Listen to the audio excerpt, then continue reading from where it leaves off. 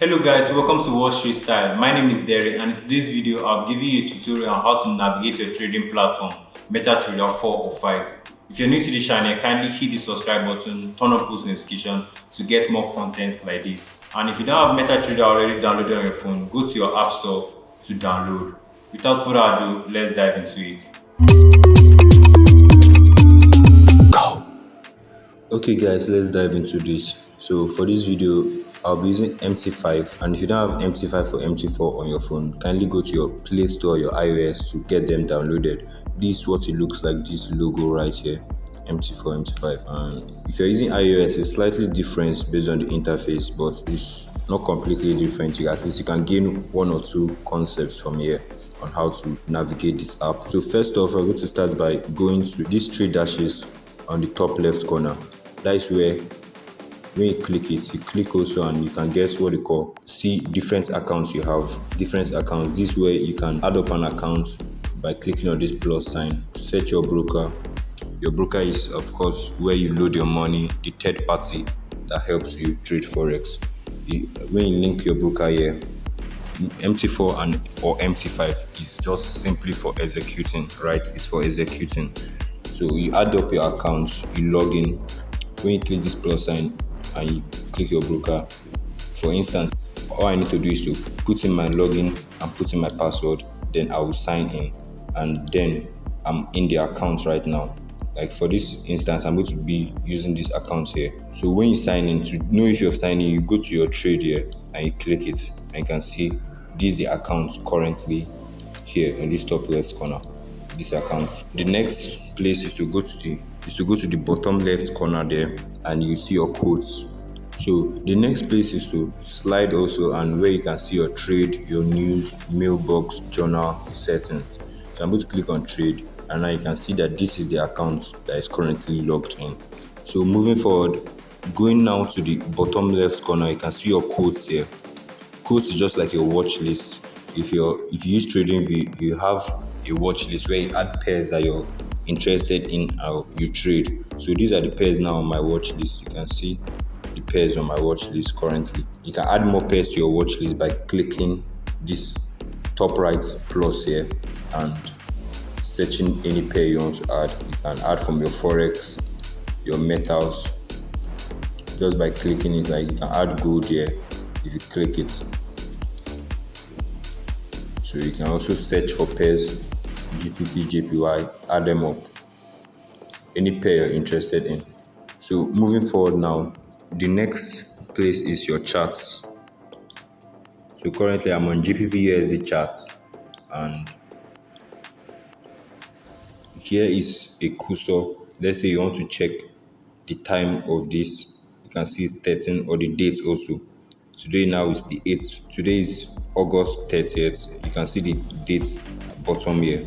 And you also for the price, the current price. Let's say you want to get a price, you use your cursor and you'll be able to highlight the price, maybe to put your SL or your take profits, your stop loss or your take profits. So the next item here is what they call the indicator. I don't have any indicator on my charts. I don't use it, but if you want to add an indicator, your moving average for instance, that's where you click and you can now search them also. You can also see the indicators that are here. Let's say you want to use a moving average. You can see your moving average here, you click it and you set it also. You can set your periods, the color, the texture and all that. So the next item there also is your time frames. When you click it, you have your time frames spread out from M1 to your weekly and also to your monthly. And if you click on your chart also, you can also see your time frames on your chart for like a shortcut. So the next item here is what they call pending orders. It has this circle sign with the time, meaning that you're not just going to execute now. You're not opening a trade instantly, but you're going to give your broker an order that when price reach this level, open the trade. So it's a future order. That's what pending orders is about. It's pending.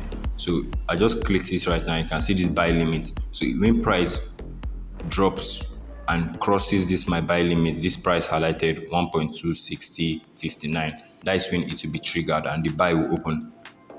So this for pending orders. Then here is instant execution. When you click it here, it opens here, and you click it, it closes. So here is the buy, here is the sell. And this place here where you see 5, that's what they call lot size. So you can reduce your lot size. This is 5 standard lot size. You can use your 0.01, which is your micro lot size. You can use your 0.10, your mini lot size. So here is where you set your lot size, then you place your trade. So you can also zoom in and zoom out with this feature right here.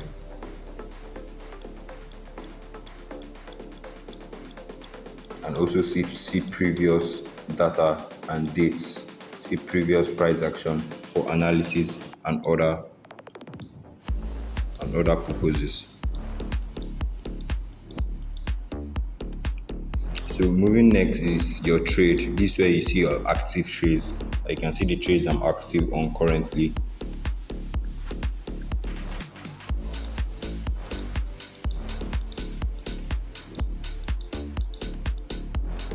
And you can also see your history.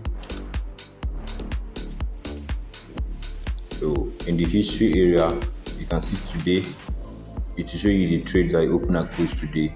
You can see last week, last month, and even last 3 months. You can see the trades that I opened previously by July 30th. So this can also help you in journalizing to track your performance and know how you're performing and see how you're performing overall also. So this can be very good. So here is the last thing here at the bottom is the messages.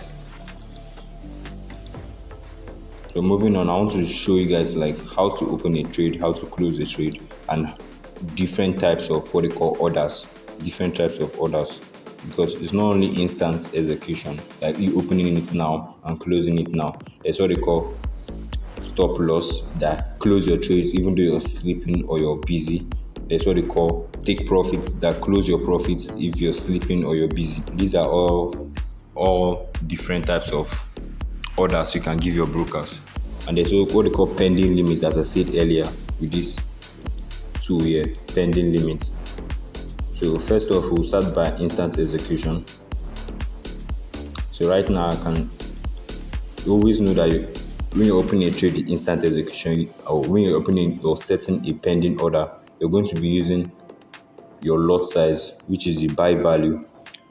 Your lot size helps you calculate your risk and know what you're going to risk in relation to your SL, or what you're planning on risk in relation to your SL. For this example, I'll use 0.01 and I'll be pressing sell. Accept, and the sell have been opened. So you go here now and you see the sell. This sell right here I just opened. So if I want to set what they call SL, you can see when I click it, there's SL, which means stop loss. There's TP, which means take profit. You go back to the chart, and that's where this cursor comes in and is very useful. You're selling in anticipation for it to go down, so your stop loss now will be above. You can put your price above. Stop loss is simply saying, okay, this is the place I want my broker to close my trade. I'm okay with that loss because I'm seeing that the sellers are not stepping in, price is still going higher. So I'll just put an SL of 1.26689. that is like 8 pip SL. 1.26689. 26689. So you go here, you slide down, and this pencil mark is modified. That's how you can open a trade and then set your SL.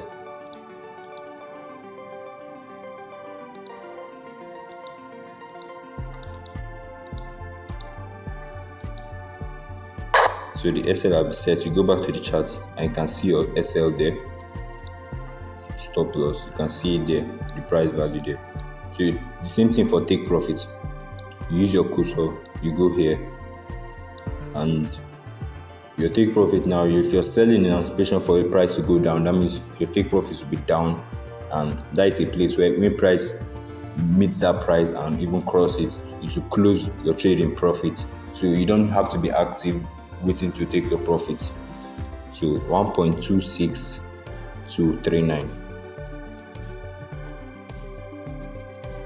modify. So you can see my take profits right here, and that is how to set your SL and take profit. Same for any other chart or any other trade you're opening. So I sold, and you can also buy if you have done your analysis and you feel that okay, price should increase, for me buyers should step in. You buy and you do the opposite thing. When you're buying now, you set your stop loss below, saying that if sellers are keep on pushing this market, I want to leave this market because I don't believe again that price will go in my favor. I want to take that loss. If you have risked 1%, you want to take that 1% loss and go for the day, and the next day you place your trade again. So that is just the mentality, and that is the way we do it here. While for the buying now, your take profits are above, because if you're buying and you're correct and price keeps on going higher, it will hit your take profit and your profits will close. So how to close a trade? You also slide here and you see this mark. You click it and you just say close with loss, because it's in a loss already. So this you closing manually. So you have closed. So there's also what they call closing partials. For this example, I'll use this GBP that is also buying here. I'll slide, and if I want to close partials now, I'll go to the same close here, but instead of me just closing the profit of $14, I'll go. But let's look in the history how that trade wins. You go today, how this history works. You can see the history, the one I just closed now. So you go to the trade, you slide. This is me closing partials now. Instead of me to just click close with 15 profits, I'll just go here and take a part of the lot size, because the lot size is the buying value. So I'll just take a little part, which is the 0.01. So that is 1.50 cents, $1.50, 53 cents I'm closing profit of. So I still have 0.9 of GBP that I'm still buying. So I've closed this partial. So you can see now it's not 0.09. So instead of the buying power I've reduced, so I've closed some profits. I can also close, when it was 0.10, I can close 0.05. That is half of the $15. So I have $14. So I have $7. That is half of the $15. So I have $7.50. So you go to your history and you can see the partial I just closed here, 0.01 of 0.10. So this can help you start building what they call consistent returns, taking profits as the market makes it available for you. It's a very nice concept. So that is how to close partials, and that is how to also close your profits fully. So that is it for this video, guys. I hope this video was insightful for you. Drop a like button so that this video can reach other people that needs it also. See you in the next one, guys.